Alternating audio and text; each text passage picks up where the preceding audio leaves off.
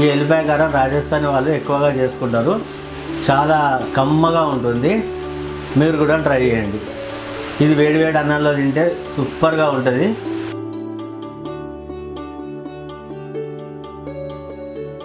మస్తు కమ్మగైంది.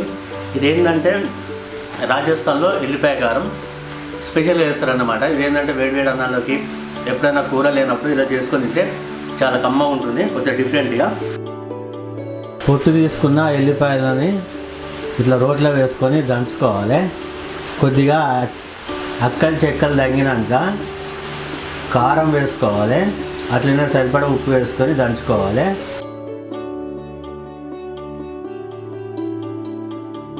మధ్య మధ్యలో కలుపుకుంటూ దంచుకోవాలి.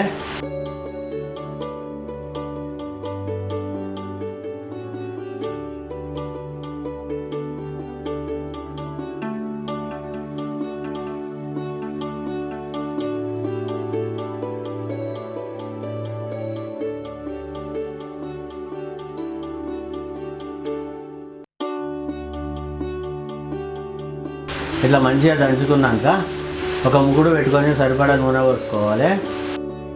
దాంట్లో జీలకర్ర వేసుకోవాలి, ఆవాలు వేసుకోవాలి, కళ్యామాకు వేసుకోవాలి, పసుపు వేసుకొని గోలించుకోవాలి.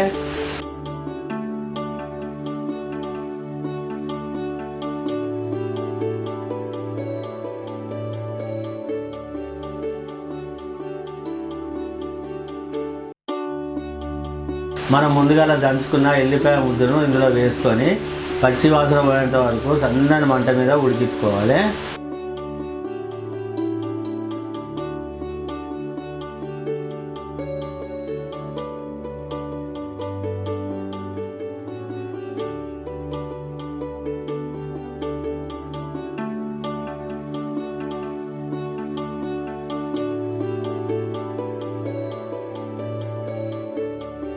మన రుచికి తగ్గట్టు నిమ్మరసం పిండుకోవాలి.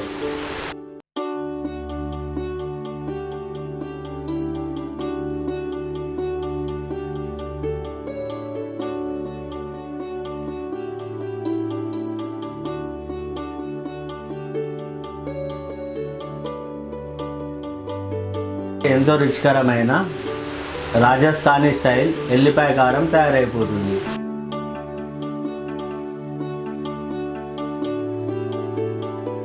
ఈ ఎల్లిపాయ కారం రాజస్థాన్ వాళ్ళు ఎక్కువగా చేసుకుంటారు. చాలా కమ్మగా ఉంటుంది. మీరు కూడా ట్రై చేయండి. ఇది వేడివేడి అన్నంలో తింటే సూపర్గా ఉంటుంది.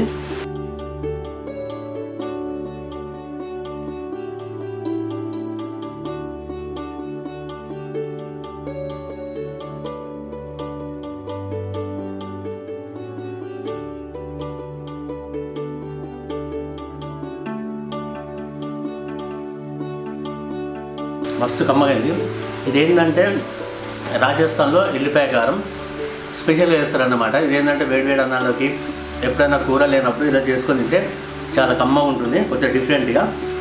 ఖచ్చితంగా ఎల్లిపాయలు కారం ఇవన్నీ నూనెలో ఖచ్చితంగా మీరు గోలించుకోండి, లేదంటే టేస్ట్ అంతగా రాదు. నిమ్మరసం కూడా మీకు సరిపడే విధంగానే వేసుకోండి, అంటే మీ రుచికి తగ్గట్టుగా వేసుకోండి. ఎక్కువైనా బాగుండదు, తక్కువైనా బాగుండదు. నాకైతే ఈ ఎల్లిపాయ కారం చాలా బాగా నచ్చింది. సూపర్గా ఉంది. మన స్టైల్ ఏంటంటే మామూలుగా ఎల్లిపాయలు కారం నూరుకొని వేడివేడి అన్నంలో వేసుకుంటాం. అట్లా కాకుండా ఉడికించుకుంటే టేస్ట్ అనేది మారుతుంది. ఓకేనా ఫ్రెండ్స్, నా వీడియోకి ఇట్లా నచ్చితే లైక్ చేయండి, షేర్ చేయండి, కామెంట్ చేయండి. మరి నా వీడియోస్ కోసం నా ఛానల్ని సబ్స్క్రైబ్ చేయండి.